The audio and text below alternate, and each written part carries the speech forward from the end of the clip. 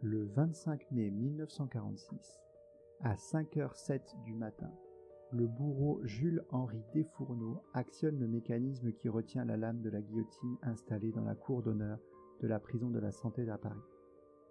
La veuve coupe net le cou d'un supplicié qui meurt avec détachement, le sourire aux lèvres d'après les témoins. Et ce sourire semble lui survivre encore, même une fois la tête coupée, dans le panier. L'homme est le premier guillotiné de droit commun de l'après-guerre en France.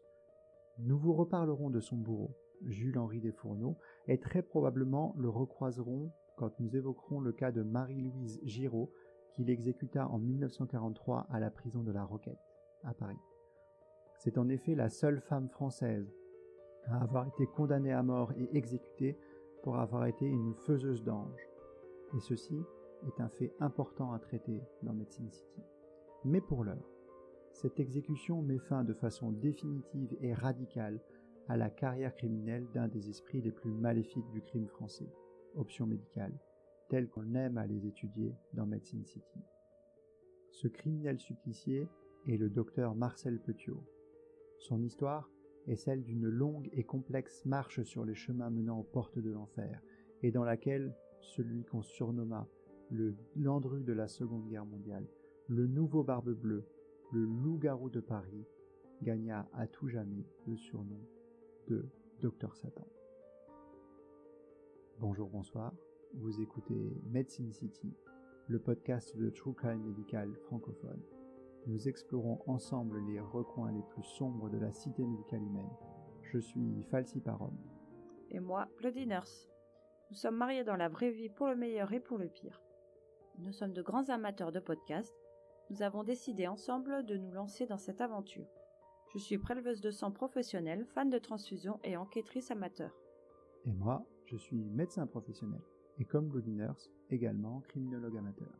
Alors, si vous souhaitez nous entendre vous raconter les crimes, les scandales ou encore les affaires les plus sordides de la médecine, vous êtes ici chez vous.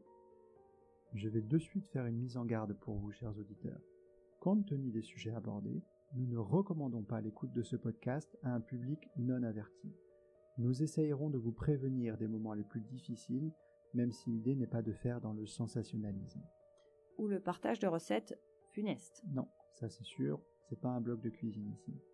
Mais sur ce, Bloody Nurse, ne serait-il pas temps d'enfiler nos blouses, nos stétos, et nous plonger dans l'univers aussi fascinant que sombre de la santé humaine et de ceux qui la pratiquent ?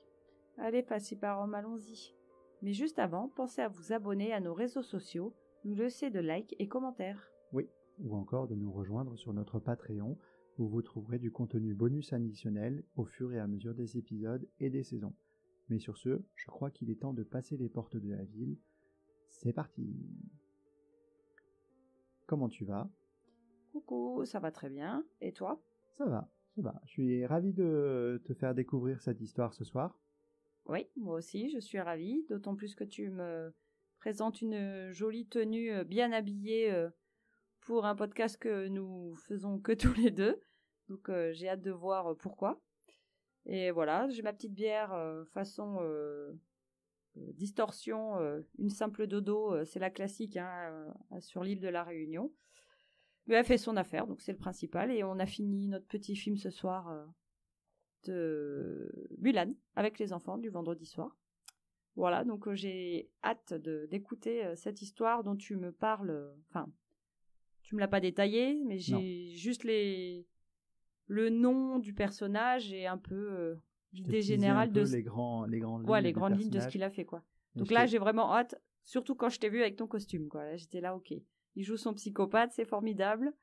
Et c'est du grand Falsi Parom, quoi. Je t'ai surtout dit que c'était quelqu'un qui avait sa place au panthéon des grands tueurs en série, à l'égal des grandes stars de cette discipline qu'on connaît bien aux États-Unis, les Ed Kemper, les Ted Bundy, John Wayne Gacy, tout ça. Ouais. Et qui est pas si connu que ça par rapport à ces têtes d'affiche là. Pourtant, je le connaissais pas avant que tu m'en parles. Hein. On va voir que c'est un esprit particulièrement tordu et qu'il en a fait des choses. Écoute, hein. Eh ben, écoute. C'est la petite touche française. Je te propose de allez, on fait un petit jeu de rôle. Tu enfiles un trench coat, tu enfiles un béret, on monte sur notre vélo et on va à Paris en 1944. On est 2 ans avant la scène de la guillotine qu'on vient d'évoquer.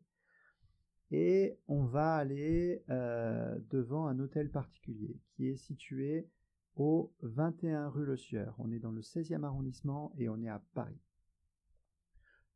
Donc, l'immeuble, quand on en parle aux voisins, quand on leur demande, il n'est pas ou peu occupé, de façon générale.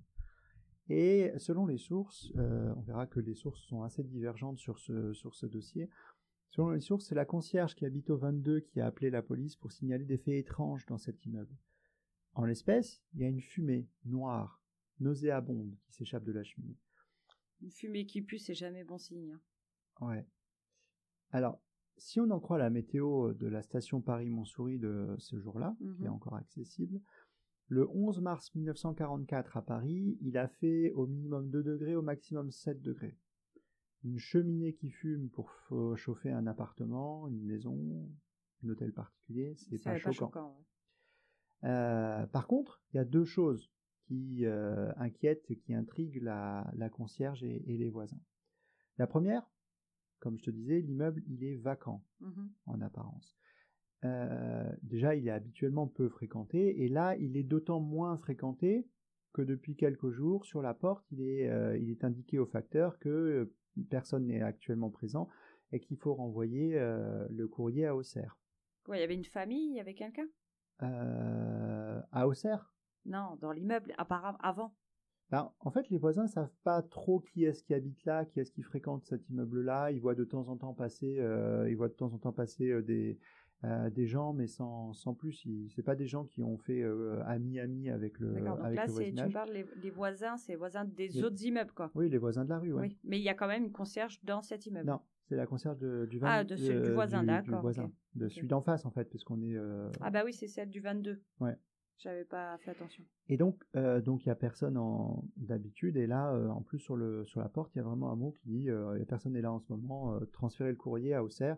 Et on se rappelle que Auxerre, enfin on va voir un peu plus tard que Auxerre, c'est le lieu où habite le frère du propriétaire. D'accord. Ça, c'est la première chose. Bon, à la rigueur, il y a de la fumée qui sort d'un hôtel qui est pas habité. Bon, ça peut être inquiétant, mais sans plus. Mais là, il y a une chose qui est encore plus inquiétante là-dedans, c'est l'odeur, qui est lourde, qui est âcre, qui est tenace, qui évoque un truc pas sain. Une vraie odeur de mort. Littéralement.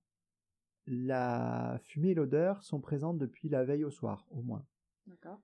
Un voisin s'est rendu sur place, a tapé à la porte. Il a vu le mot. C'est lui qui a dit à la concierge qu'il y avait le mot. Il y avait un mot comme quoi les gens étaient absents. Et voyant ça et voyant que la fumée, que la cheminée continue à fumer le lendemain, le lendemain après-midi pour le coup, la concierge appelle le commissariat qui, jugeant la situation suffisamment suspecte, envoie 2 agents sur place pour faire un petit point de situation. Ils arrivent sur place, ils tambourinent à la porte, ils constatent qu'elle est close. Bon, ils constatent aussi la présence de ce mot qui renvoie à Auxerre le courrier. Comme ils craignent un feu de cheminée, ce qui est le plus plausible, ils appellent les pompiers. Les pompiers arrivent, pénètrent dans l'immeuble en cassant une fenêtre à l'étage. Ils inspectent d'abord les étages, puis ils descendent et puis ils vont voir jusqu'en bas, là où se situe le poêle, pour voir un petit peu ce qui se passe. Et après inspection, ils viennent immédiatement trouver les policiers qui sont restés dehors. Ils ne sont pas rentrés, les policiers encore. Ouais. Ils viennent ouvrir aux agents de police. Ils n'ont pas découvert un feu. Ils ont découvert bien pire. Et ça se passe dans la cave de l'immeuble. Voilà, ça se passe dans la cave de l'immeuble. Ils amènent les pompiers et les policiers. Et ce qu'ils viennent de découvrir est une atrocité sans nom, vraiment. Alors, si vous êtes un peu sensible, là il va y avoir des détails un petit peu qui peuvent être vraiment très sensibles, donc n'hésitez pas à avancer un peu. Mais on va parler de corps humain et on va parler de découvertes macabres. Et donc au milieu de la cave, il y a un gros poêle, type industriel, vraiment assez massif, et qui tourne à plein régime. Vraiment. Le film Maman, j'ai raté l'avion. Maman, j'ai raté l'avion. Ouais, image dans la cave, là, Ouais. la grille qui s'ouvre, il y a le feu mortel à l'intérieur. Qu'est-ce qui m'avait fait peur quand je l'avais vu, ça. Ouais. Mon Là, Dieu. t'imagines. En même temps, c'était fait pour, hein, lui aussi. Macaulay Culkin, là, il avait eu peur aussi. Ouais. Et donc, un feu de l'enfer tourne dans cet antre. Mais pire, dans le feu, un morceau de corps humain est en train de se calciner. Mais pire. Ah oui, ça peut être pire. Au sol, des dizaines de morceaux de corps humain jonchent le sol. D'accord. Il y en a partout. Partout. J'espère que vous mangez pas, chers auditeurs. C'est ça. À partir de là, il y a plusieurs versions qui existent sur l'histoire, et il y en a une qui est... alors je vais vous dire, cette histoire, pour moi, elle est assez folle dans plein de moments, mais il y a des parties comme ça qui sont juste improbables. Et cette partie-là, je trouve qu'elle est assez... qu'elle participe à la légende de cette histoire, quoi. Et cette anecdote, elle est racontée par le commissaire Massu lui-même dans un livre qu'il a publié en 1959, un livre autobiographique sur sa carrière. Et le commissaire Massu, on va le voir arriver un peu plus tard, ça va être le premier commissaire en charge de l'affaire. Et donc il raconte que des deux agents sur place, il y en a un qui part chercher de l'aide au commissariat de proximité, il va chercher ses camarades, parce qu'on rappelle qu'en Paris, 1944, tous les immeubles sont pas raccordés au téléphone et que parfois c'est plus simple... Voilà, et puis il y a encore moins de portables, que c'est plus simple de monter sur son vélo et d'aller chercher les camarades. Voilà. Il laisse un agent sur place et lui, il part. Et là, c'est là où je trouve que c'est légendaire, c'est que l'agent qui reste en faction devant l'immeuble, pour surveiller un petit peu et pour empêcher les gens de rentrer, il voit un homme, un petit, élégant, costume, chapeau, grand manteau, qui arrive à vélo. Le vélo, il tracte une remorque où il y a une bâche dessus. Mais qu'est-ce qu'il y a sous cette bâche? Alors, l'histoire ne le dit pas. Ah, dommage. Par contre, l'homme qui arrive se gare devant l'immeuble et commence à discuter de façon très amicale avec le policier en faction et lui demande ce qui se passe. Et le policier, de façon naturelle, lui dit on vient de découvrir des corps dans cet immeuble, j'attends les collègues, les renforts, tout ça. Et c'est à ce moment-là que l'homme qui vient d'arriver se dit je m'appelle Petiot, je m'appelle Maurice Petiot, je suis le frère du propriétaire de cet immeuble. Le propriétaire s'appelle Marcel Petiot. Il est docteur, mais il n'est pas là actuellement. Et en fait, les policiers savaient déjà que c'était lui le propriétaire, parce que la concierge, quand elle avait appelé, elle avait dit oui, il y a le feu chez le docteur Petiot, voilà, il n'est pas là actuellement, il a une autre adresse à Paris si vous voulez, c'est le 66 rue Caumartin, voilà. Donc elle avait tout donné par info. Donc il savait déjà que ça se passait chez Marcel Petiot, et voilà. Et donc l'homme qui arrive se présente comme Maurice Petiot. Bon. Mais dis pas, c'est pas Maurice Petiot. Attends, ça va arriver. Il va, donc le policier lui raconte ça, lui tout de suite il dit je suis au courant de rien, je sais pas, c'est chez mon frère, tout ça. Donc il est au courant de rien, et en même temps, juste en même temps, il dit mais je suis au courant de rien, mais en fait les cadavres que vous avez trouvés dans la cave, moi je sais ce que c'est des nazis, c'est des collabos, c'est un acte de résistance, tout va bien quoi. Et c'est chaud quand même de dire ce genre de truc, parce que imagine que le policier il soit tu sais, il soit pote avec les Allemands là, comment il s'appelait là, avec la Gestapo. Oui, mais pas la Gestapo française quoi, tu vois. C'est quand même chaud de dire ce genre de truc, tu vois. Mais bon, bref, il a dit, et figure-toi que en fait ça a suffi à mystifier complètement le policier, qui lui a dit ok, c'est plausible, écoutez, on ira en parler à votre frère, c'est bon, vous pouvez y aller, vous êtes Maurice Petiot, vous n'êtes pas concerné, donc allez-y. Il s'en va.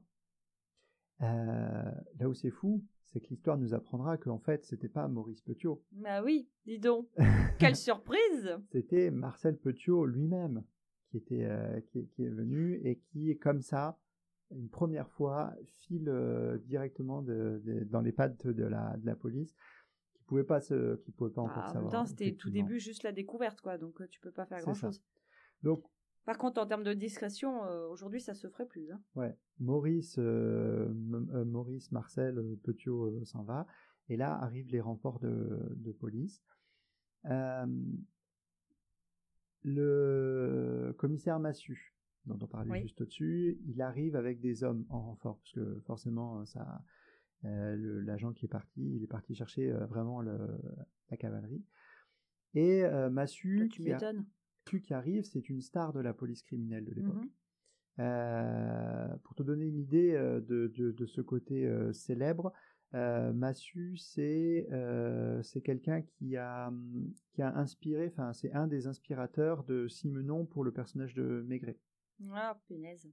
Donc c'est comme pour les plus jeunes d'entre nous, allez voir. Ouais, c'est un personnage, Maigret. Bah ouais. Après ça fait partie du truc, hein. Et donc, Massu, culture, qui a pas du tout notre culture scientifique actuelle de médecine légale, mais qui a quand même beaucoup d'expérience, il leur donne une fouille de la bâtisse. Il y a des hommes, ils sont là, ils sont sur place. Il va regarder un petit peu ce qui se passe. Il va constater la présence des cadavres.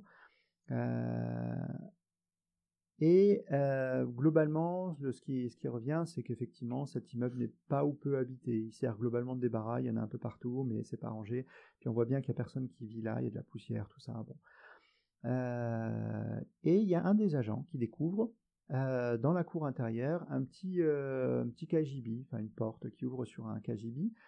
Il faut imaginer que le sol est en terre battue et qu'au milieu dans ce cagibi-là, il y a une fosse. Qui est l'ancienne fosse septique de l'immeuble. D'accord. Cette fosse, elle est remplie. De sang ? Non, pas de sang. De morceaux de cadavres. Ah, de morceaux sympa. de corps. Et ces morceaux de cadavres sont dans la chaux vive. Ah oui, ça c'est des trucs qui se font toujours. Enfin, pour les meurtriers, je parle là, bien sûr. Ce qui n'est pas mon cas, hein. On est d'accord ? Tu as besoin de chaux vive ? Quand est-ce que tu as acheté de la chaux vive la dernière fois ? Je te le dis pas devant tout le monde. Ah, c'est ça. On n'est pas enregistré, c'est bon, personne. Oui, c'est bon. Mais effectivement, oui, il découvre une fosse avec un certain nombre de morceaux dedans. D'où l'absence d'odeur, parce que du coup, avec tous ces cadavres, il y aurait pu y avoir. Je parle pas de l'odeur de cheminée, quoi. Ouais, c'est ça. Mais en attendant d'être brûlés, ces cadavres, ils génèrent des odeurs. Donc, faut quand même quelque chose mais pour. En fait, il s'est fait. C'est la cheminée qui a tout déclenché. Quand même, hein. Il s'est fait gauler pour rien, quoi. Ouais, c'est ça. Mais bon, il y a une raison pour laquelle il s'est fait gauler. Il voulait se faire choper, peut-être. Non, pas du tout. Donc, il y en a qui il fait sortir. Donc, il demande à ses hommes de sortir tous les morceaux. Alors, aussi étonnant que ça puisse paraître, l'affaire ne choque pas plus que ça les policiers de 1944 à Paris. Ils se disent que c'est une affaire, c'est sûr, mais ils se disent, bon, on ira tranquillement demain matin parler au propriétaire pour savoir ce qui s'est passé dans son immeuble. Après, c'est vomitif, quoi. Mais voilà. Après, c'est des gens qui ont connu aussi, potentiellement, hein, je parle pas pour les plus jeunes, mais qui ont connu la Seconde Guerre mondiale et l'horreur des tranchées. Donc, ils ont connu la première et ils sont dans la seconde. Oui, puis au début, ils sont allés sur... Donc ils voient ils ont vu les exécutions sommaires des nazis dans les rues, ils ont vu... voilà, on est en 44, hein, donc... les gens sont plus c'est le summum de l'horreur, quoi. Sur ce qui se passe. Donc, effectivement, le policier de 44, il a probablement un rapport un peu différent à la violence à la violence et aux charniers. Des charniers découverts par les nazis, enfin voilà. Ouais. Et on est en fin 44. En plus, fin de la guerre, on n'est pas très très loin de la libération de Paris. Oui, c'est pas comme le début de l'occupation où les Allemands étaient entre guillemets, hein, je parle bien entre guillemets, ils étaient coopérants.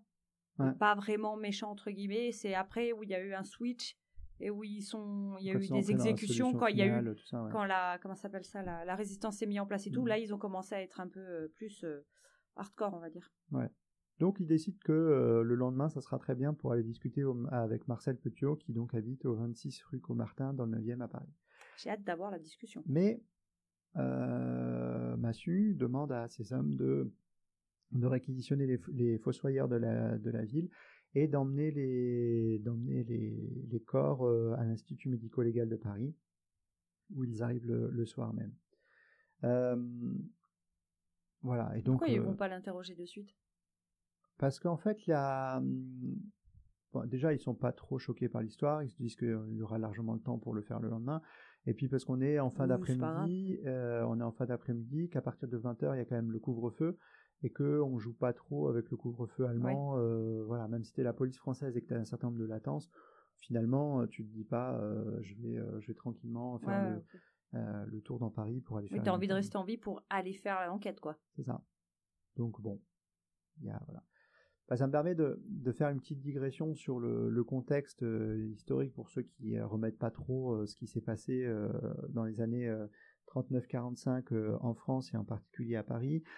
Donc il faut savoir que la France à ce moment-là, à partir de juin 40, est divisée en deux zones. La zone occupée et la zone libre. La zone libre, c'est administré par le régime de Vichy, par Pétain, et c'est seulement sous influence allemande, avec une plus ou moins grande influence quand même. Et la zone occupée qui est pour le coup administrée par l'Allemagne, et qui est donc le contrôle direct des forces allemandes, qui s'applique sur en particulier la police. Et donc Paris faisait partie de la zone occupée. Il y a même la zone annexée, pour le coup l'Alsace-Moselle, qui était pleinement en territoire allemand. Globalement, ça se... c'est ça. C'est ça, ya. C'est ça. Les petites ascendances Les qui petites reviennent. ascendances allemandes. C'est ça. Concrètement, pour la population, ça avait un certain nombre d'implications. Hein. Les Allemands, c'était les nazis, et donc il y avait une grosse politique de répression sur tous ceux qui s'opposaient à leur domination. Donc il y a eu des gens qui sont organisés en collaboration et en résistance. Il y a eu des deux types de développement, et puis beaucoup qui étaient attentistes, qui attendaient que ça se passe tranquillement et de voir un peu dans quel sens le vent tournait pour pouvoir se dire je suis plutôt collabo, je suis plutôt résistant. Oui, où il y a ceux qui n'étaient ni l'un ni l'autre, qui voulaient juste survivre, en fait.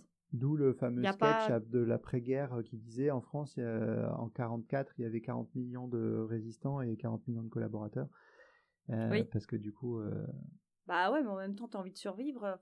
C'est compréhensible comme façon de penser. C'est juste humain, c'est sûr. Bah, c'est ça. Et donc, aussi un truc qui est juste humain dans la volonté de survivre, c'est d'essayer de survivre un petit peu mieux que le voisin, un petit peu différemment que le voisin, et de se dire, tiens, là, je peux... la pénurie, je peux essayer de faire des petites magouilles, des petits trafics, des petites choses qui peuvent s'organiser. Ce qui fait qu'en fait, il y a eu tout un développement d'un milieu interlope, un écosystème qui s'agitait dans l'ombre des arrière-cours, dans l'ombre des ruelles, un peu complètement sous le manteau, quoi. Qu'on voit ça, cette image, on la voit très bien dans le film Monsieur Batignolles. Ouais. Et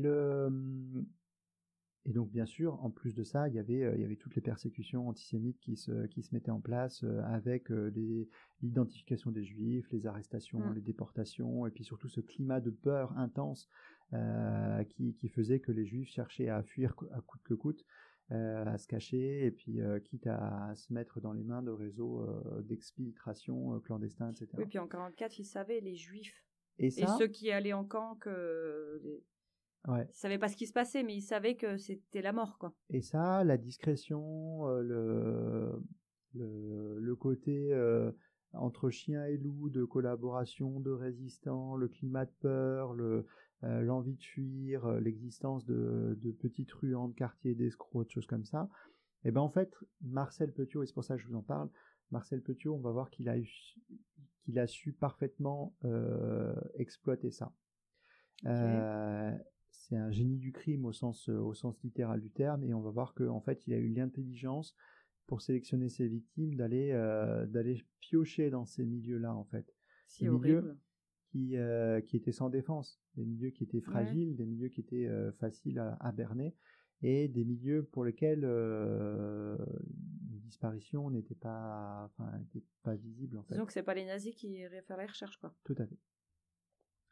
Et donc, on a ces victimes dans l'immeuble, on a le contexte historique, et on va essayer on va essayer de trouver un petit peu plus d'éléments sur ces victimes. On va essayer de les identifier parce que pour l'instant, ils ont découvert des morceaux de cadavres. Ils n'ont même pas de. Oui, là ils sont à l'institut les cadavres. Ouais, on va aller voir justement à l'institut. On va essayer de trouver un peu de vérité, mais on va voir qu'on va être un peu frustré quand même. Donc c'est le docteur Paul de l'Institut médico-légal de Paris, qui est expert attitré à la police judiciaire, qui s'occupe des autopsies et des reconstitutions. Il y a une anecdote qui m'a particulièrement marqué dans ce que j'ai lu, dans les descriptions, etc. C'est que le soir même de la découverte, Massu se rend à l'Institut médico-légal et va voir Paul. Ça se fait souvent, hein, le policier va voir le médecin légiste pour lui dire écoute, quelles sont tes premières impressions et que ça dis-moi un petit peu ce que t'en penses. Et là, les premières questions, c'est tout bêtement combien tu penses qu'il y a de victimes, quoi. Et Paul lui répond 27. Je pense qu'il y en a 27 parce que j'ai commencé à faire des petites reconstitutions et que pour moi, il y a 27 corps différents que j'arrive à identifier comme ça. Probablement qu'il y en a plus parce qu'il y en a un certain nombre qui ont disparu, hein, brûlés dans la cheminée. Mais 27 là sur mes tables d'autopsie. Et il donne un détail, il dit écoute, les corps sont découpés vraiment de pas manière fine, il y a c'est quelqu'un qui vraiment pris aucune précaution à ça, qui a découpé les corps de façon très brutale, voilà.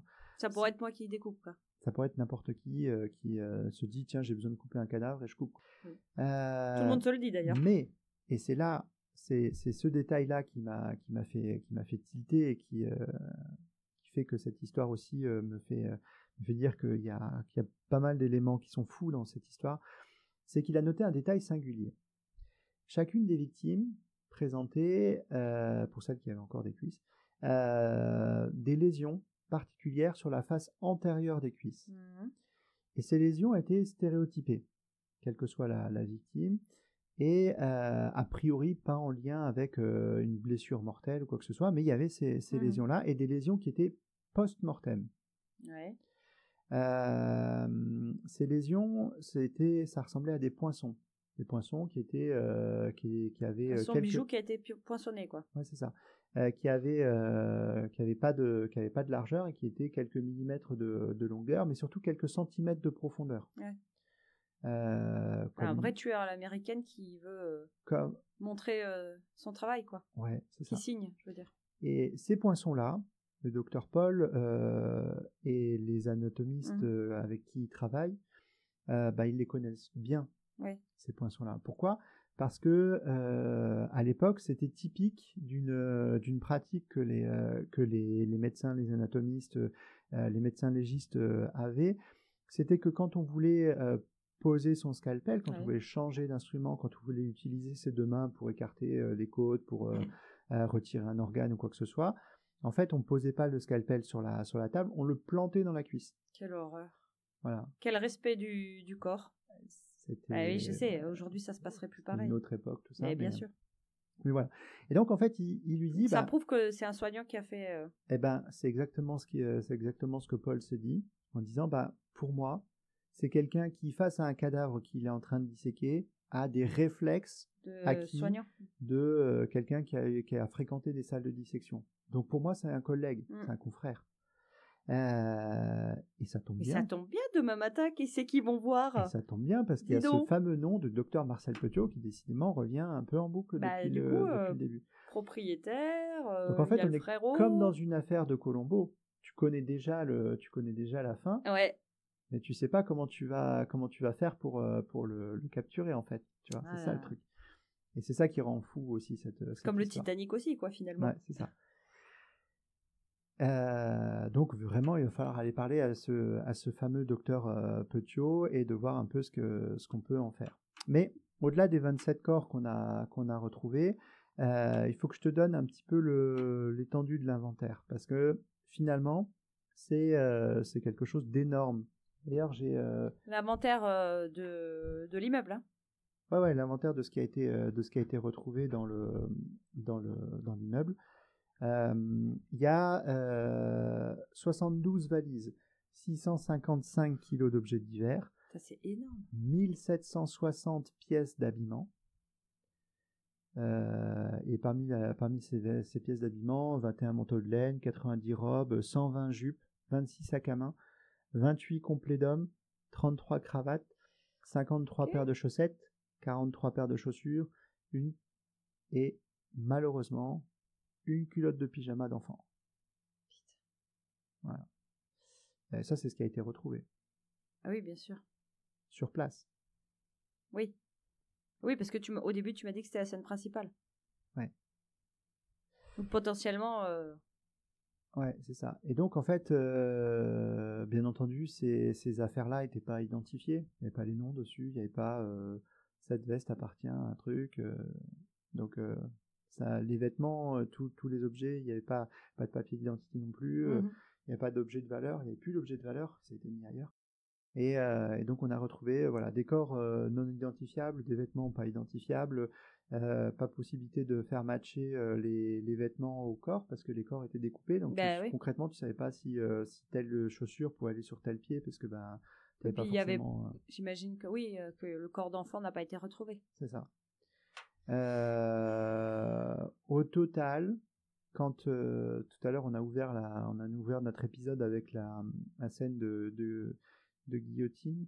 Il faut savoir que Marcel Petiot a été condamné à mort pour le meurtre reconnu de 23 des 27 victimes que Dr Paul a identifiées au moment où ils sont arrivés à l'Institut médico-légal. Ça veut dire qu'il y en a 4 qu'ils n'ont pas réussi à déterminer. Ouais. 4 corps, non. C'est ça.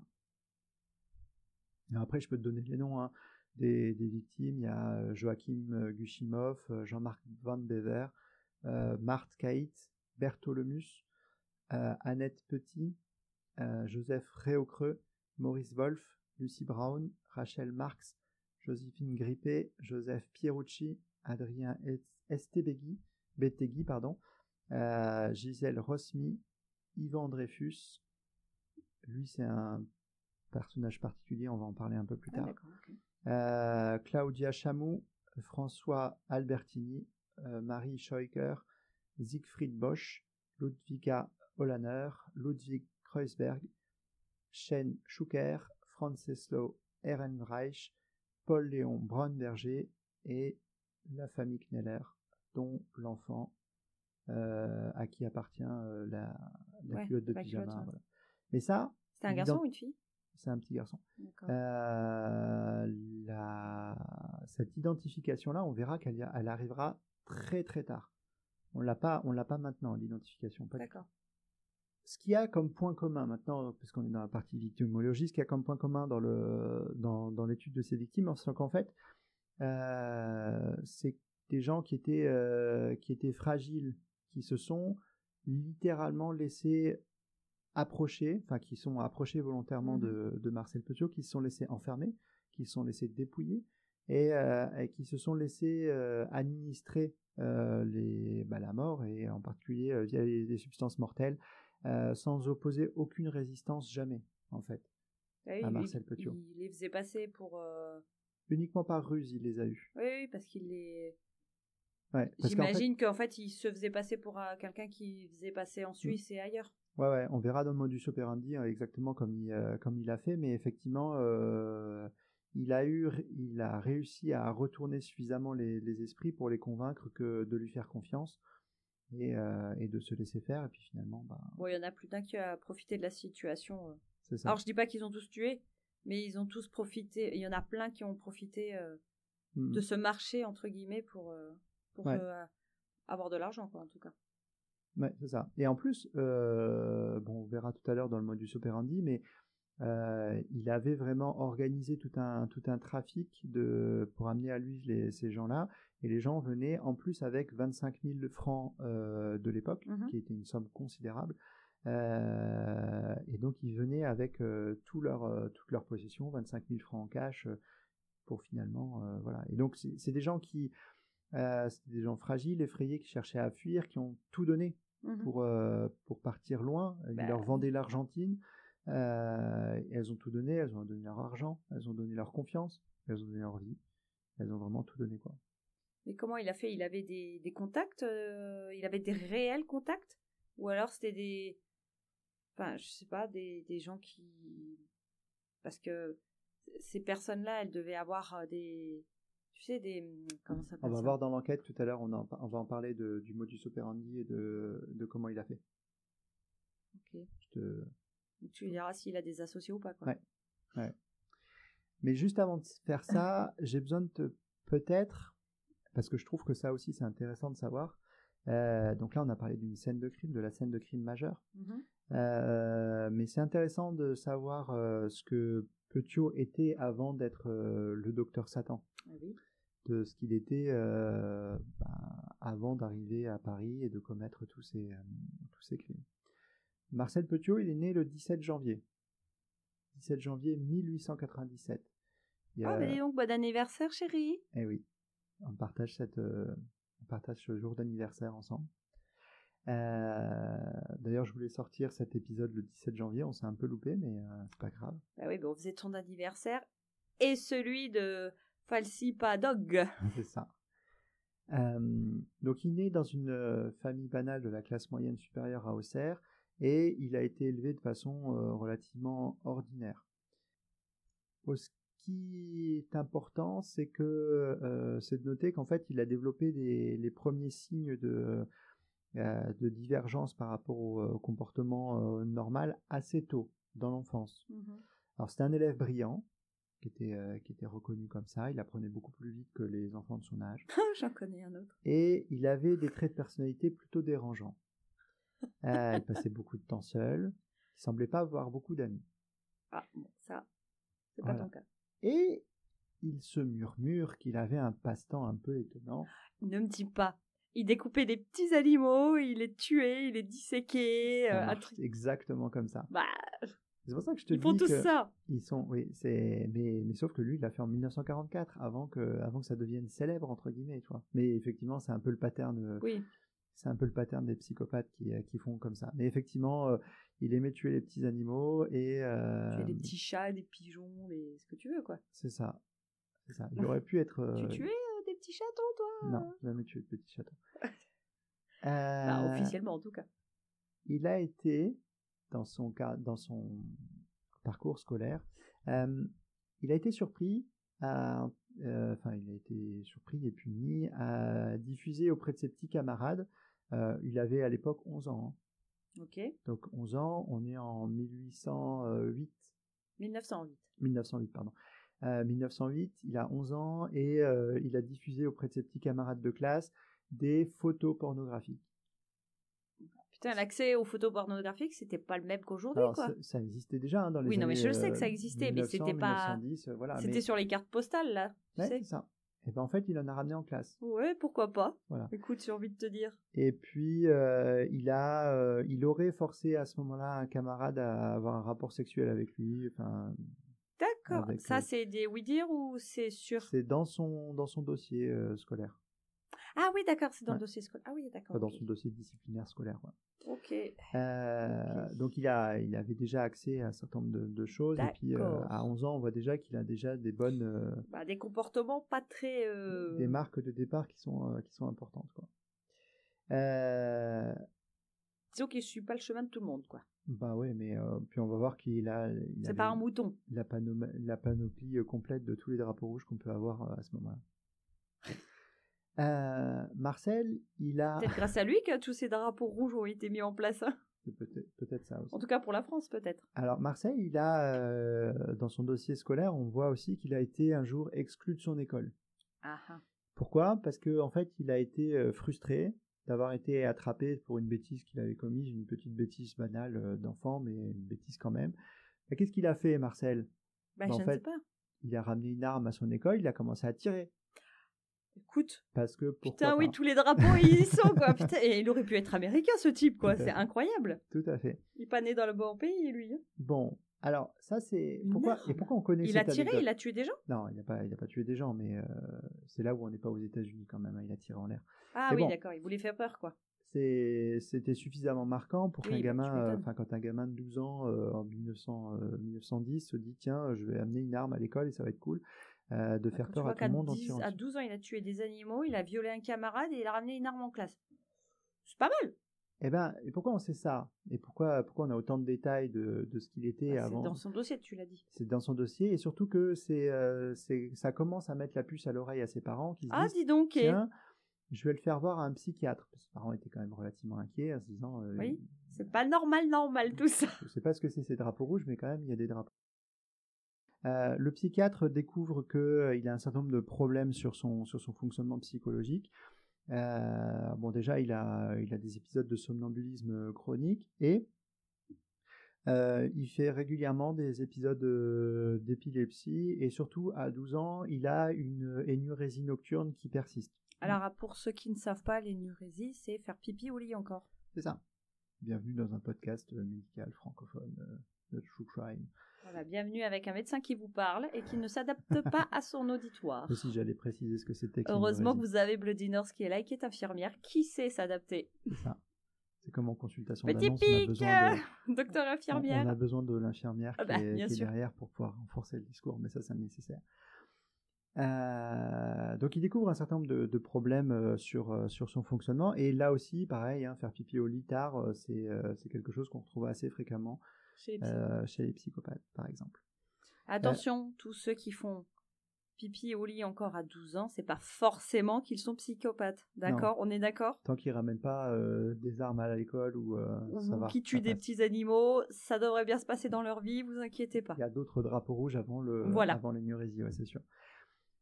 Et donc, il n'y a pas de diagnostic vraiment officiel qui est posé à ce moment-là, mais en même temps, c'est la psychiatrie de 1910 en fait qui est là. Et puis ça va devenir très vite un peu le cadet des soucis de la famille. On sait que le petit Marcel n'est pas totalement dans les clous, mais en fait la mère va mourir. La mère de la famille va mourir.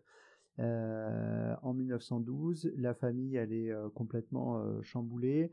Le père doit déménager pour trouver un autre travail en laissant la garde de son fils Marcel à son frère aîné Maurice. Ça se passe très mal.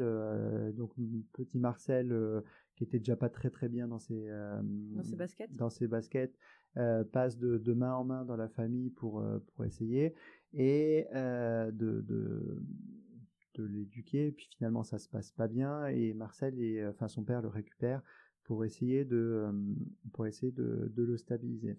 Rien pour justement le stabiliser et freiner ses problèmes psychologiques, quoi. C'est ça. Mais en fait, psychiatrique même. Il y a vraiment rien qui va marcher. Et on arrive tranquillement en 1914. Marcel a alors 17 ans, oui. Et il se fait arrêter une première fois par la police.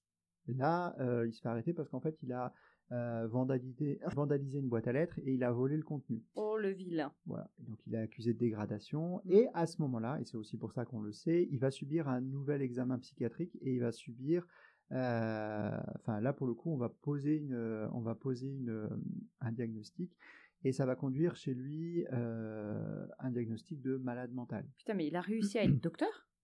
Ah bah tu vas voir comment. Parce que putain, là, ça c'est formidable. C'est aussi pour ça que je voulais te parler de cette partie-là, parce qu'à un moment on se dit mais partant de ça, comment à un moment il devient docteur Petiot, quoi. Donc là je te parle de avant de docteur Satan. Alors est-ce qu'il a non, s'il a assisté à des dissections, ça se faisait plus les dissections publiques à cette époque-là. Donc il a forcément fait les études, quoi. Mais moi je sais comment il est devenu docteur, je te dirai tout à l'heure. Et ça là aussi c'est pareil, ça vaut son petit pesant d'or. Donc il est malade mental. Dès 17 ans, il est reconnu. Et puis il n'y a pas les traitements comme il y a aujourd'hui, ou le suivi. Tout à fait. Et là arrive la guerre. Non, attends, oui, enfin la guerre arrive, mais donc il est reconnu comme irresponsable. Ah, il peut pas y aller alors du coup à la guerre. Ah, attends. Ah, oula, d'accord. Là aussi, c'est pareil, il y a 2-3 plot twists qui vont nous arriver. Oui, et puis ils avaient besoin de monde. Va pas trop vite. Pardon. C'est une histoire complexe, je te dis. Donc, 17 ans, 1914, il est reconnu malade mental, il est reconnu irresponsable de ses actes, donc la police ne peut rien faire, la justice ne peut rien faire, il est relâché dans la nature. Ah oui, tu parles pour la boîte aux lettres. Parce que oui, pour les poursuites, la boîte à lettres, tout ça. Okay. Donc là, la Première Guerre mondiale éclate. Pendant 2 ans, il continue, bon an, mal an, sa vie, il essaye de s'inscrire dans des écoles. Alors, faut rappeler que la majorité civile, à ce moment-là, c'était 21 ans. Ouais. Et que, voilà, à 17 ans, à 18 ans, 19 ans, on n'est encore pas majeur, et donc on continue à être dépendant. Et donc lui, il faisait des études, et puis il a réussi à faire, à décrocher un diplôme dont il va pas se servir, c'est pas son diplôme de médecin. Et c'est quoi du coup? Alors j'ai pas trouvé. Je sais juste qu'il a eu des problèmes avec une école, et qu'il a eu finalement un diplôme, mais de toute façon on s'en fiche parce que c'était pendant la Première Guerre mondiale, et que juste après il va être enrôlé dans l'armée. D'accord. Parce qu'on arrive en 1916. Oui. 1916, la guerre s'enlise, ça devient compliqué. On a commencé en 1915 à élargir les classes d'âge. Oui, c'est bien ce qui me semblait. Ouais. Et 1916, 1917, on prend tout ce qui peut passer pour aller servir de chair à canon sur les lignes de front. Et donc, en 1916, il est jugé apte à combattre et il est envoyé au front. Il est incorporé donc dans la classe 1916, des hommes qui sont envoyés au front.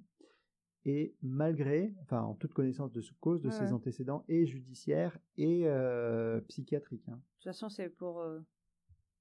C'est ça, pour servir de chair à canon. C'est ça. Donc, c'est pas important, quoi. Ouais, et Petiot, il l'envoie pas n'importe où. Petiot, il l'envoie combattre dans l'Aisne.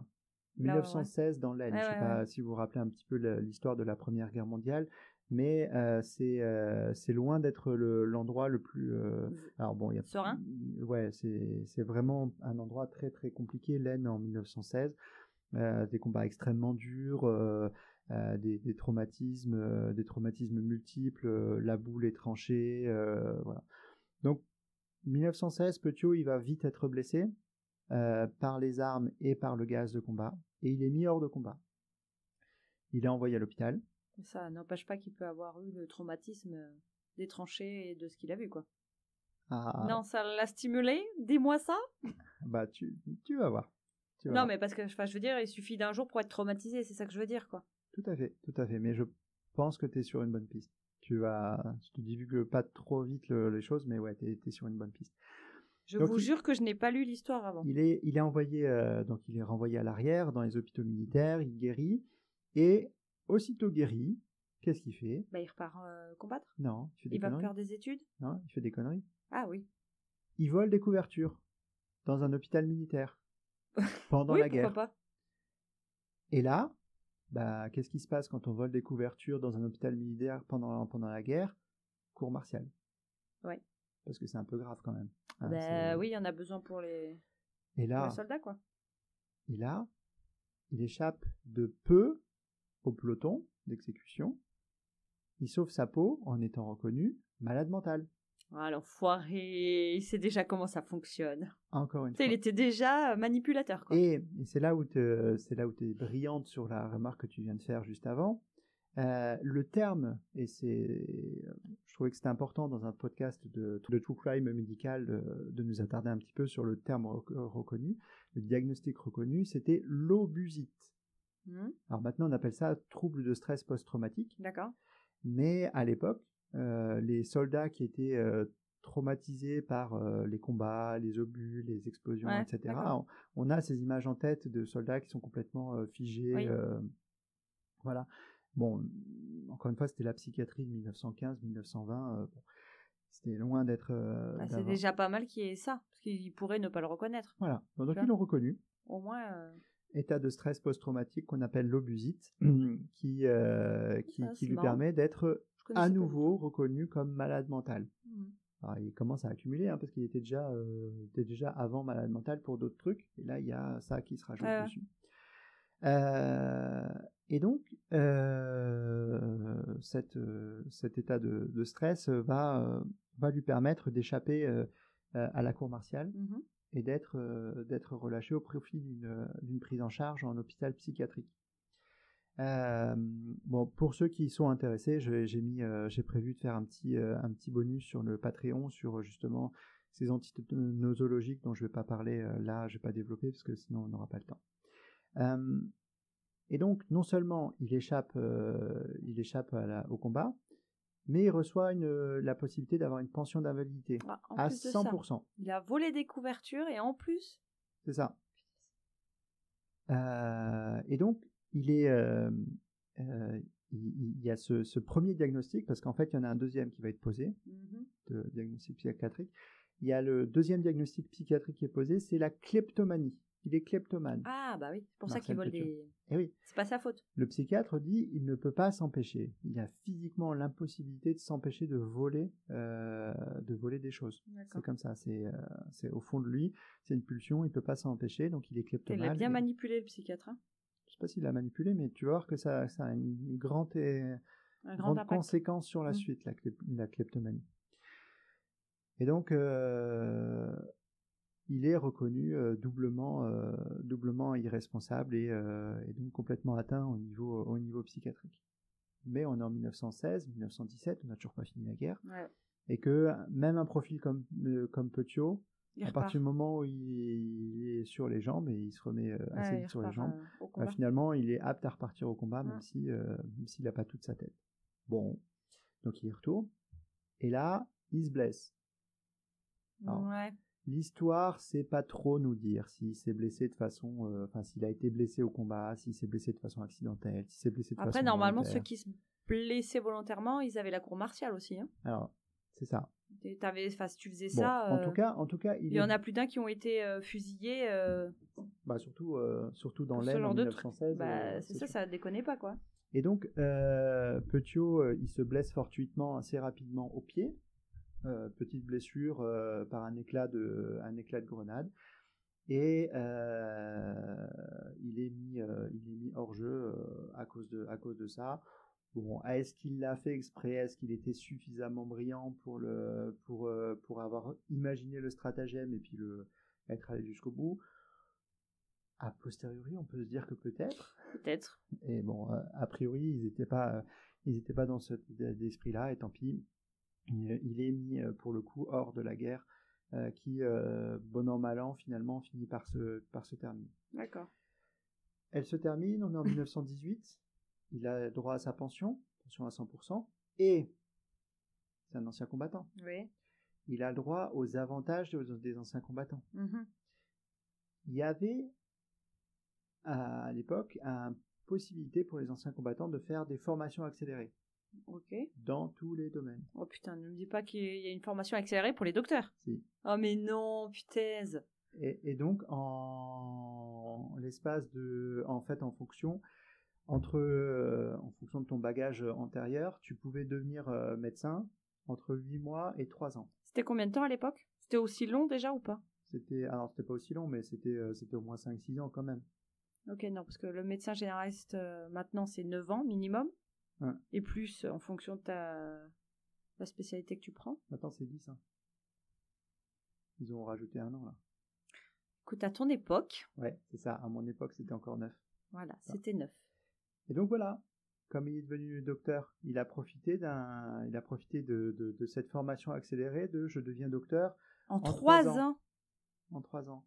Il est devenu docteur. Mais c'est un truc de fou, quoi. En partant de nulle part, hein. Juste, il était là, il passait. Il était infirmier, en fait. Parce que c'est la formation infirmière d'aujourd'hui, quoi. Voilà. Donc, il est diplômé à 24 ans. Et puis, il a le droit pleinement d'exercer. Alors, il y a une anecdote, là aussi, qui est assez croustillante sur ce parcours-là. C'est qu'en fait, il a été diplômé médecin dans un hôpital psychiatrique. Il a fait ses 3 ans en tant que... Mais non. Bah si. À l'hôpital psychiatrique à Évreux en Normandie. Putain. Mais c'est incroyable. Ah oui, oui. C'est incroyable, quoi. Son histoire, elle est folle de bout en bout, en fait, à Marcel Petiot. Putain, dès sa naissance, ce type... Tout était fait pour dire à tout le monde attention à ce bonhomme. C'est ça. Et à chaque fois, bim, il passe par en dessous des radars, quoi. C'est ça. Alors que les radars sont allumés. Il arrive à les éviter, c'est incroyable. Donc on a Marcel qui a 24 ans, qui est diplômé, bien joué, cher confrère, tout ça. Et il décide de s'installer dans une petite ville de province qui s'appelle Villeneuve-sur-Yonne. Mhm. Voilà, il vécut heureux, il a eu beaucoup d'enfants, tout ça, Ah et ouais. fin du podcast. Eh ben non, pas du tout. Mais vraiment pas du tout, parce que sinon on serait pas dans Medicine City. Ouais, oui. Il va découvrir le pouvoir. Il va découvrir la joie d'être un notable, Ouais. qui est connu, reconnu. Il y a un certain nombre de facilités du fait de sa fonction, du fait de ses prérogatives. Il va découvrir aussi, parce qu'il n'a pas de formation médicale avant, mais là il commence à il savoir. a quand même un minimum en 3 ans, quoi. Il va découvrir les drogues de la pharmacopée. Ah. Et il y a un certain nombre de sources qui disent qu'il est devenu accro à la morphine et aux narcotiques à cette époque-là, mais comme tous les médecins pendant les études, non? Mais c'est pas totalement dit qu'il le soit devenu. En tout cas, il a découvert qu'il pouvait rendre accro les gens. Et ça va être. Putain, c'est encore meilleur, ça. Ça va être quelque chose qui va exploiter pendant très longtemps dans sa carrière, tu vas voir. Ah oui, non, mais c'est quelqu'un qui a toujours exploré les limites, voire au-delà, en fait, toujours. Ouais. Systématiquement, il a toujours allé au-delà. Donc là, il vient de s'installer, voilà, il se pose et puis il découvre ces petites joies-là. Il ne connaissait pas. Côté pile, on voit le médecin qui est affable, propre sur lui, serviable, ultra charismatique. C'est l'archétype du médecin notable du village en qui on peut faire confiance pour tout et sans aucun scrupule. J'ai une question, est-ce qu'il a été marié, il a eu des enfants, est-ce qu'il s'est fait une vie personnelle privée? Alors pour l'instant il ne l'est pas. D'accord. Là il a 24 ans, il vient d'arriver, il se pose, il n'est pas encore marié. Si tu dis pour l'instant, c'est que il va y avoir quelque chose, quoi. Il va probablement y avoir quelque chose. On va découvrir deux, trois petits... Vu comment il est rusé et manipulateur, il peut très bien manipuler une femme, quoi. C'est ça. Ou une autre personne. Côté face, on le savait émotionnellement instable, il développait tout un tas de vices, à commencer par le vol et le trafic. On rappelle qu'il était kleptomane reconnu par le psychiatre avant, et que très vite il a vu que quand on rendait les villageois accros morphiniques, ils revenaient et puis ils payaient pour avoir la prochaine ordonnance, et que comme ça on pouvait se faire de l'argent assez facilement, et que quand on est assez cupide pour pouvoir en demander toujours plus, en fait c'est un bon moyen de le faire. Et puis tu peux bosser bien comme il faut avec le pharmacien du coin, quoi. En plus, il découvre que les gens viennent tout seuls, en fait, se jettent dans ses griffes tout seuls. Il suffit de tendre la bonne toile et les gens font l'effort de venir. Surtout que là on est sur de l'après-guerre, donc t'as encore des gens qui sont sur le post-traumatique, probablement, j'imagine, du souvenir des tranchées et compagnie, et c'est assez facile entre guillemets, quoi. Pour pouvoir oublier, t'as l'alcool ou les drogues, quoi. Quoi que tu vas me dire, l'alcool c'est de la drogue. Ouais. Alors, on est sur une situation où commence à y avoir un certain succès, une certaine fortune, une certaine image, qui fait que les femmes commencent à le regarder. Ah oui. On en arrive là. C'est pas un physique extraordinaire, mais voilà, on commence à avoir un petit succès. Et dans son village, dans sa petite ville, il y a une certaine Louise Fleury qui tombe amoureuse de lui. Alors, c'est un petit village, donc leur relation elle est secrète, mais elle est connue de tout le monde, forcément. Elle a quel âge? Je crois qu'elle avait une vingtaine d'années. Je crois qu'elle avait 10 ans de moins que lui. Ah oui, quand même. Ah non, Louise, je ne sais pas quel âge elle avait. C'est son future épouse qui avait 7 ans de moins. D'accord. Je pourrais te trouver, mais là, je n'ai pas. Oui, bon, c'est pas grave. Et donc... il y a quand même quelques années qui sont passées. Donc on est par rapport à sa sortie d'études. Pas plus. Ouais, vraiment pas plus. Et donc ils ont une petite histoire. Puis Marcel Petiot s'en lasse. D'accord. Bon, ils auraient pu se séparer tout seul. Et un jour, Louise a disparu. Ah. Voilà, juste après un cambriolage chez elle, juste après que quelqu'un se soit introduit dans la maison. Alors elle vivait chez sa mère, Louise. Et donc là, dans une petite ville où il se passe rien, tout d'un coup il y a un cambriolage. Quelques jours plus tard, il y a Louise qui disparaît. Il y a un certain nombre de témoins qui ont vu Marcel Petiot charger une très grosse valise très très lourde sur sa voiture. Ouais, c'est louche ça. Il se trouve que cette valise a été retrouvée un peu plus loin dans une rivière quelques jours plus tard avec un cadavre de femme à l'intérieur, cadavre décapité, que la police s'est dit, comme il n'y a pas la tête, on peut pas l'identifier, donc en fait, on pourra jamais savoir qui c'était. Ouais. Donc Louise a disparu. Ce qui n'est plus le cas aujourd'hui, on pourrait l'identifier. Ouais, c'est ça. Louise a disparu. Il y a eu cette histoire de malle qu'on a vu charger. Cette malle a été retrouvée un peu plus loin. Il y avait une cadavre de femme, tout ça. Du coup, il a déménagé. Attends, non, même pas. Ah bon? Non. Donc je serais partie, moi. Il y a eu quelques soupçons qui se sont faits, mais il n'y a pas eu d'enquête. Ouais, mais enfin, il y a les soupçons, il n'y a pas d'enquête, mais il y a le fait de vivre après dans le village, là où il y a tout le monde qui a eu des soupçons, quoi. Enfin, je veux dire, c'est pas évident. Tu vas voir qu'il a très très bien vécu. Ah, d'accord. Donc il n'y a pas d'enquête. Et il y a quelques soupçons, mais finalement, ils s'en tirent très bien. Très bien. C'est probablement le premier meurtre de Petiot. D'accord, ok. Mais on n'a aucune certitude. Qui lui a donné le goût. Peut-être. En tout cas, c'est loin d'être évident parce qu'il n'y a jamais eu aucune preuve que c'était lui. Il y a quand même un faisceau maintenant d'indices qui dit que. Eh ben, après, donc tu me parlais de ce qui se passe après, de est-ce qu'on doit fuir, est-ce qu'on doit se faire petit. C'est exactement le contraire qu'il va faire. Rigole. Je rigole. Et il va faire exactement le contraire. Il va se pavaner, il va se faire avoir du wawa. Hein? Il va se faire élire maire. Ah oui, d'accord, ok, carrément. Ah exactement le contraire. Ah punaise, il l'a bien retourné la situation à son avantage, dis donc. Ouais, parce qu'en fait, il avait la célébrité. C'est aussi pour ça qu'il n'a pas été... parce qu'en fait, on commence à le soupçonner. La célébrité, elle peut tomber d'un coup si, au moindre soupçon, tu sais comment ça fonctionne. Pas du tout. C'est Marcel Petiot. Il est manipulateur et donc il va se faire élire maire de son village. Bon, alors, il va bien entendu le faire de la pire des manières. Il va le faire de façon très sale, se faire élire de son village. Parce qu'en fait, il avait un concurrent, il y a eu la campagne, et il a embauché des hommes de main pour saboter la campagne de son concurrent. Mais quand je te dis saboter, c'est par exemple mettre le feu à des maisons dans le village pendant qu'il y avait les meetings, couper l'électricité pendant que le concurrent faisait ses meetings, tout ça.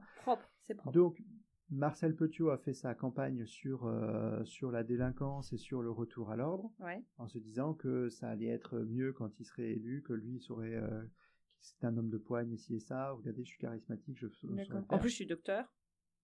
Tout à fait. Et donc, il s'est fait élire. Bon, bien entendu. On est en quelle année là? Très vite. J'ai pas la date exacte. Attends, si je l'ai un peu plus loin, je crois. C'est en 1930. D'accord, ok. Je crois que c'est en 30 qu'il a été élu. Okay. Et donc il se fait élire. Tout de suite après, en fait, on se rend compte qu'en fait c'est lui qui avait manipulé ça, qui avait embauché des hommes de main, tout ça. Donc bon, on s'en fout, il est maire. C'est ça, on s'en fout, il est maire. Lui, il va découvrir que en fait la mairie c'est sympa parce qu'en fait il y a une caisse de communauté à la mairie. Oui. Il y a des comptes. Et qu'on peut se servir dedans. Donc il a commencé à taper dans la caisse. Il aime pas que tuer des gens, il aime l'argent aussi. Il aime vraiment beaucoup plus l'argent que tuer des gens. Pour le moment. Toute sa carrière, ça a été ça. Ah d'accord. Okay. Ça a été même il a tué des gens. Mais le moyen pour avoir de l'argent pour lui, c'était de tuer des gens. Quoi. Si ça passe par tuer des gens, c'est possible. C'est acceptable, je pense. En fait, vraiment l'idée maîtresse, ça va être ça, c'est de se dire comment je peux avoir toujours plus et si je dois tuer des gens, c'est pas grave. Ils en ont jamais assez les gens riches. Tout à fait. Et donc, il se fait élire. Ça continue gentiment son petit train-train. Il tape dans la caisse, tout le monde le sait, tout ça. Bon, il se fait révoquer. Ah oui, ok. Il se fait révoquer de sa fonction de maire parce qu'à un moment... Avant la fin de son mandat. Avant la fin de son mandat, au bout de 3 ans, il se fait révoquer parce qu'en fait... en allant toujours plus loin, un jour, il a décidé de trafiquer son compteur EDF. Enfin, c'était pas EDF à l'époque, mais son compteur électrique, pour pas payer. Et donc, en fait... Mais il est radin à ce point-là? Oui. Putain. L'argent, c'est quelque chose de très important pour Marcel Petiot. Et là, à un moment, ça devient compliqué. Il commence à avoir un peu les gens qui se retournent contre lui. Il a des procès. Il y a la compagnie d'électricité qui le poursuit. Là, il se dit peut-être qu'à Villeneuve-sur-Yonne, ça commence à être compliqué. Il va peut-être falloir que je déménage. Quand même, hein. Tu vois, j'avais raison, il déménage à un moment Donc on donné. arrive en 1934 et il se dit bon, je vais partir à Paris. D'accord. À Paris, il arrive. C'est plus gros, on est plus, voilà, t'es un peu plus on sous est le plus radar. inconnu. C'est ça. Et à Paris, donc il s'installe, il fonde son cabinet, et puis il commence son petit business de trafic d'ordonnances et de stupéfiants, comme il a toujours fait, et tout va bien. Tout commence à se passer bien, il commence à avoir de l'argent, tout ça. Mais arrive un cas où il soigne une certaine Raymonde Hans. À un moment, elle se présente à son cabinet, elle a un abcès de la bouche. Ouais. En théorie, c'est assez simple, petit coup de bistouri, des calmants, et puis tu rentres chez toi et ça finit par passer, quoi.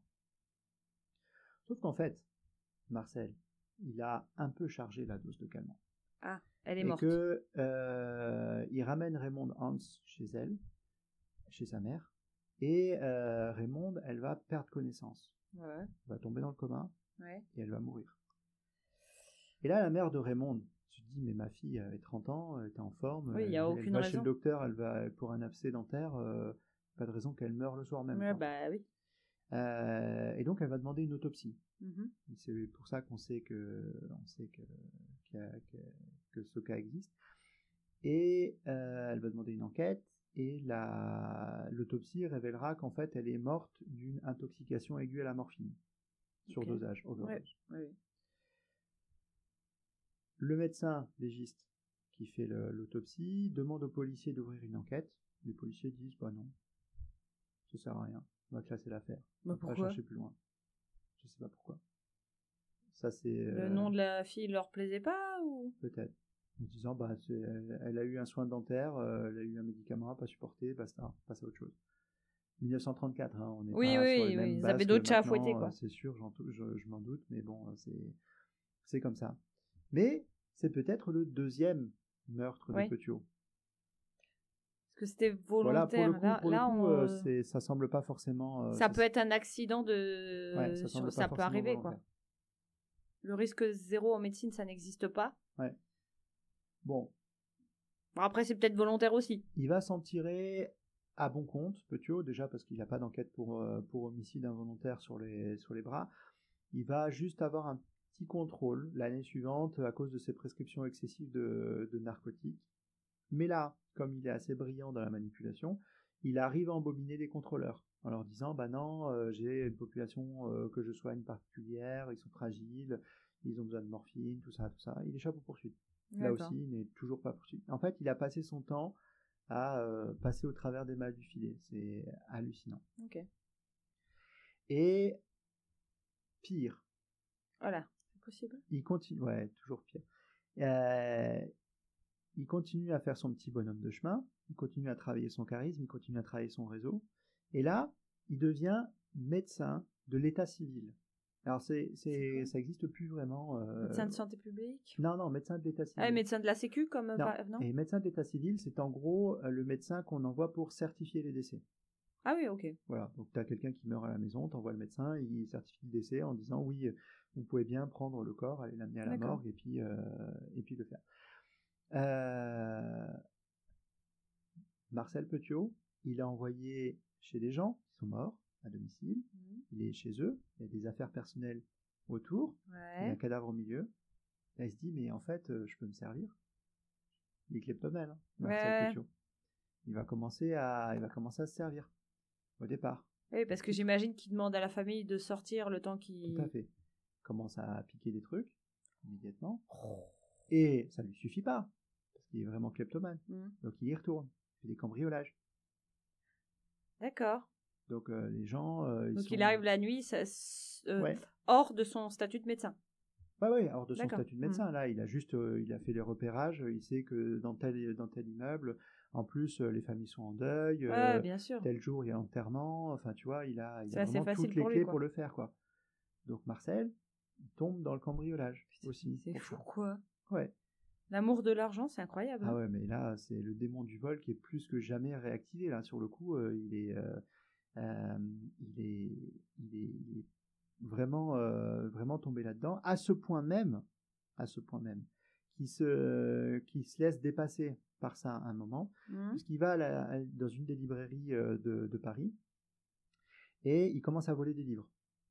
Là, il y a un policier. En plein jour, ouais. Ouais, en plein jour. Oui, forcément, il est dans une librairie, ça va pas être à minuit. Hein. Là, pour le coup, ouais, je pense qu'il s'est vraiment laissé emporter par le truc. Donc l'excitation de l'enjeu Et là, il y a un policier qui le voit glisser un livre sous sa veste. Il lui dit Monsieur, c'est ça. Marcel Petiot l'embobine? Non. Alors là, c'est le seul moment où il l'embobine pas. Ah. La réaction qu'il a, c'est de foncer sur le policier, de le pousser, de le renverser sur l'étalage des livres et de partir. Là, il s'était fait choper, il savait qu'il pouvait pas. C'est ça. Là, je pense qu'il a paniqué, enfin, il n'a pas géré. Et il est parti avec le livre sur le bras. Ah oui, en plus, il a gardé le livre. Ouais. Et alors, le bras, le sous. Il y a un truc fou dans cette histoire. Il y a toujours des trucs fous dans l'histoire de Marcel Petiot. Ça aurait pu s'arrêter là. Ouais. On aurait pu ça aurait pu être une anecdote complètement. Mais pourquoi on la connaît, cette anecdote? Parce que qu'est-ce qu'il a fait, Marcel Petiot? Il a tué le policier. Non. 2 jours plus tard, il allait se dénoncer à la police en disant: c'est moi, il y a 2 jours, qui ai volé ce livre-là, qui ai bousculé le policier. D'accord. Poursuivez-moi. Tu vois. Et donc la police l'a poursuivi, commençait à... ça. Non, il n'a pas dit poursuivez-moi. Il a dit: je demande la clémence, je suis responsable, je me dénonce, je suis fou. Enfin, c'est comme ça. Voilà. Les charges ont été abandonnées. Bah oui, il est kleptomane, officiellement. Mais les charges sont abandonnées, mais en échange, il doit se faire évaluer par un psychiatre. Il doit se faire interner et puis évaluer dans un hôpital psychiatrique. D'accord, ouais. Bon, c'est pour ça qu'on connaît l'histoire, en fait. C'est parce que derrière, il y a eu un dossier médical, un dossier psychiatrique, et qu'il a fallu qu'on l'évalue, quoi. Et l'évaluation, c'est ce qu'elle a donné? Ouais. Il restait combien de temps Tout à fait. Le médecin, en 1937, quand il le voit, définit un certain nombre de déséquilibres chroniques. Enfin, c'est peu de le dire, hein, chez Petiot, qu'il était déséquilibré chroniquement. Ouais, mais à l'époque, il savait pas ce qu'il allait devenir, tu vois, ce docteur. C'est ça. Et donc finalement, on se dit bon, effectivement, il est déséquilibré, mais on va le laisser quand même sortir. Et il sort en février 1937 de l'hôpital. Oui, il n'est pas resté longtemps. Mais il n'est pas resté très très longtemps, et il a été évalué comme de nouveau déséquilibré en 1937. Quoi. Donc en fait, depuis qu'il a 11 ans et jusque là, donc là il en a 40 maintenant. Ouais. Tous les gens qui croisent le jugent déséquilibré, quoi. Et du coup, sa femme, là, est toujours pas arrivée? Je change de sujet, excuse. Si, en fait, il s'est... juste avant oui, après l'histoire de Louise tout à l'heure, j'ai oublié d'en parler, il a rencontré celle qui allait devenir sa femme, qui a été subjuguée un petit peu par son charisme, et puis surtout par son niveau de vie. Ouais. Et donc en fait ils se sont. T'es en train de dire que les femmes sont vénales? Certaines peut-être. Comme certains hommes sans doute aussi. Ouais, et c'est Ouais, c'est ça. Et pour le coup, voilà, il va finir par être complètement libéré. Et de retrouver donc Georgette chez lui, parce qu'elle s'appelle Georgette, et son fils, parce qu'il a eu un fils aussi qui s'appelait Gérard. C'était à la mode à l'époque. Ouais. Je crois que les Gérard, je pense que c'est un peu plus tard. Je sais pas. Attends, il est né en... Ouais, non, il était Gérard de cet âge-là, puis ça le fait.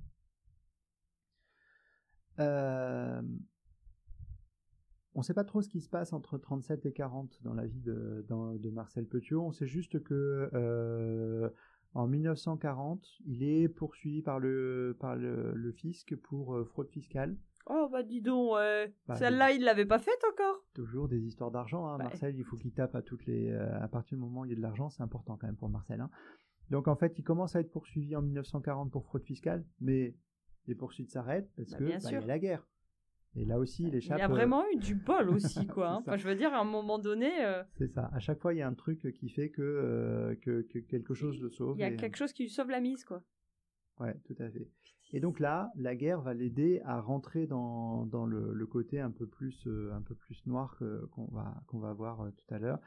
Et il va continuer à faire son trafic d'ordonnances, mais du coup, il va passer côté escroc, le petit monde interlope dont je parlais tout à l'heure, là, qui faisait des trucs un peu sous le manteau et pas très visible des nazis. Et puis très vite, il va découvrir qu'il y a de l'argent à se faire sur le malheur des victimes de la guerre, quoi. Et l'argent, en fait, il aime bien ça, hein, Marcel. Ouais, comme beaucoup de personnes. Hein. Ouais. Mais quand en plus t'as une cascade de personnes qui socialement ne... Enfin, parce que tu sais, t'as la morale et la société qui fait que, et ton éducation qui fait que, ouais, j'aime l'argent, mais je vais pas aller tuer des gens pour ça, quoi, tu vois. Ouais. Il y a d'autres moyens. Lui, on peut faire des fraudes fiscales, on peut faire des trucs, mais je vais pas aller tuer quelqu'un. Lui, ça l'arrête pas, quoi. Parce que fondamentalement, en fait, il n'y a pas les limites, que ce soit les limites empathiques normales, les limites de l'humanité normale, il les avait pas, en fait. Tu connais ce mot ? Et donc voilà, il entre gentiment dans la guerre, il commence ses petits trafics. Il s'achète un lieu un cabinet secondaire pour organiser ses petites activités. C'est ce fameux 21 rue Le Sieur. D'accord. Qu'il achète dans le 16e arrondissement, qu'il présente à son épouse comme étant son cabinet, dans lequel il va il va passer l'essentiel de sa journée. Il habite dans son appartement rue Caumartin, où elle le voit revenir le soir. Donc en fait, ça va être important pour la suite de comprendre que finalement elle n'aurait jamais eu connaissance de ce qui... Oui, elle peut pas s'imaginer ce qu'il y fait, quoi. Non.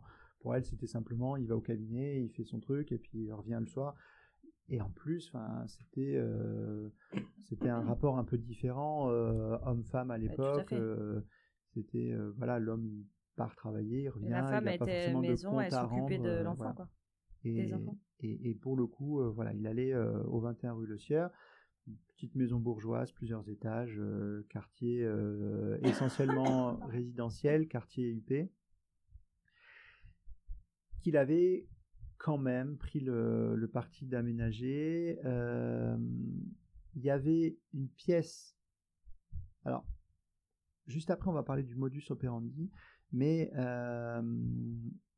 il y avait quand même une pièce spécifique qui était dans cette maison-là, qui était une pièce complètement fermée, avec juste une porte type métallique blindée à l'entrée, et il y avait un hublot.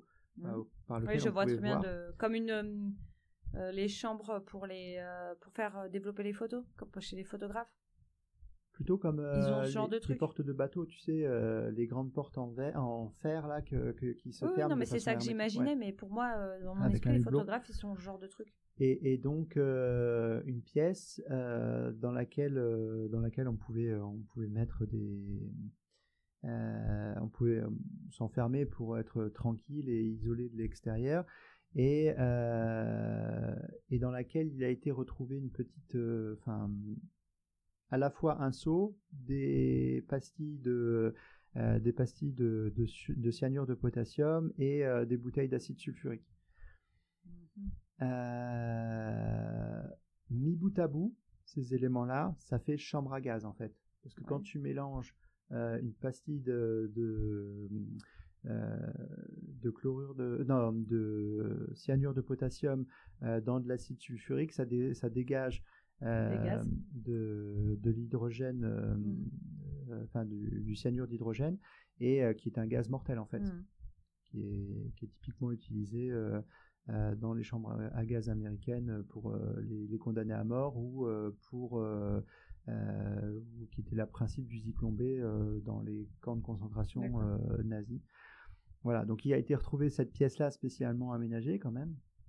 C'était pas rien. Et puis bien sûr le sous-sol qui était complètement percé de trous dans lesquels il avait mis tous les cadavres. Mais globalement, oui, il avait designé un petit peu son environnement pour pouvoir faire ces petits crimes. Au niveau de l'approche, parce que tu me demandais tout à l'heure comment il faisait pour les approcher, en fait, il avait monté tout un groupe tout un groupe de manipulation et d'approche. En fait, il avait réussi à convaincre des petits truands et escrocs du quartier qu'il était un résistant, qu'il faisait partie d'un réseau d'exfiltration de gens qui avaient besoin de partir du pays, que son réseau s'appelait Flytox et que le départ était vers l'Argentine. Ce qui se passe... C'est un tox quand même, Flytox. Hein. Ouais. Ce qui se passe, c'est qu'en fait, c'était de la mystification de tout le monde, en fait, que ces gens qui étaient petits escrocs du quartier, en fait, étaient de la cellule de recrutement, essayaient de voir qui était intéressé, qui était suffisamment fortuné et tout ça. Donc, en fait, ils faisaient les rabatteurs. D'accord. Et donc, ou les mises en relation, tout ça. Et donc, en fait, il apportait les clients à Petiot, mais il faisait que ça. C'est-à-dire qu'en fait, il participait pas à toutes les opérations de conditionnement, de mise à mort ou de gestion après. Petiot gérait tout, en fait. Oui, mais les autres ne le savaient pas. Non. Oui, voilà. Eux, ils pensaient qu'ils amenaient des gens pour qu'ils s'enfuient, quoi. Ah, littéralement, c'était ça. Okay. Et en fait, là où ça marchait relativement bien, c'est que les gens qu'ils amenaient chez Petiot ne les revoyaient jamais. Bah oui, donc du coup, pour eux, ça a fonctionné. Ouais, tout à fait. Oui, ils sont associés de crimes, mais sans le savoir, quoi, malgré eux. Et là où il était brillant dans son esprit machiavélique, c'est que c'était vraiment à cause de cette froideur calculée, quoi. Il avait vraiment le plan de bataille, le plan d'action qui était complètement mis en place, et qu'il avait réussi à convaincre des gens qui travaillaient pour lui et qui manipulaient, quoi. Et il savait même pas du tout ce qui se passait. Et après, bon, il avait jusqu'à avoir été inquiété par une enquête de la Gestapo. Ouais.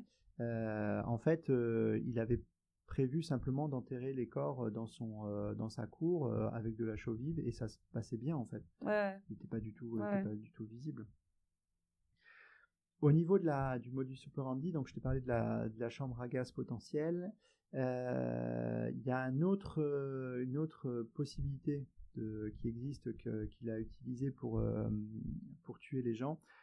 C'est simplement de leur faire des injections mortelles, soit directement de cyanure, plutôt directement de cyanure, soit plutôt morphine, surdosage de morphine, sous prétexte de vaccin. Parce qu'en fait, les gens, ils étaient envoyés en Argentine. Tout à fait, il faut faire des vaccins. Il faut faire des vaccins pour arriver en Argentine, etc. Et donc, les gens pouvaient faire... Enfin, ils se vaccinaient volontiers en disant, bah oui, c'est un médecin, il sait quoi faire. Bien sûr, il faut que je me vaccine, quoi. Mais de toute façon, probablement que l'arme du crime qu'il a utilisée, je dis probablement parce qu'en fait, on verra qu'en fait, on n'en sait rien. Et que même le procès n'a pas permis de le savoir exactement. Donc, il n'a pas tout révélé, quoi. Du tout. Mais oui, le poison choisi, c'est un des poisons majeurs de la toxicologie. Ouais, c'est le cyanure. Parce que ça agit très vite, de façon très efficace et radicale. Voilà. Pour ceux qui sont un peu plus intéressés, j'ai mis sur le Patreon un petit document pour aller un peu plus loin sur la pharmaco et la toxico du cyanure, et sur le retentissement sur la respiration cellulaire. Mais là, je ne vais pas vous en parler parce que ça va être beaucoup trop long sinon. Je suis frustré pour ça. Ouais, toujours. Il est frustré par ce genre de truc. C'est ça. Donc ça, c'est comment il a mis en place dans ce 21 de la rue Le Sueur, tout ça. Mais on va revenir maintenant à l'enquête. Parce que finalement, oui, normalement, on a quand même pas mal digressé. On vient de voir partir Marcel, là. On a les corps viennent d'arriver à l'Institut médico-légal. On est en train de se dire que ça va être compliqué pour les identifier. Et le docteur Paul a dit qu'il les avait poinçonnés. Tout à fait. Donc on revient au lendemain, et l'enquête est folle aussi. Alors je pense que il faudra qu'on fasse une deuxième partie. Je pense qu'il faudra qu'on fasse une deuxième partie sur l'enquête, le procès et la fin, Ouais. parce que là il y a énormément de choses à dire, parce que là aussi il y a des plot twists, là aussi il y a pas mal de trucs encore D'accord. à redire. Donc on se voit dans une deuxième partie. Ok, très bien. Et ben, à tout à l'heure. À tout à l'heure.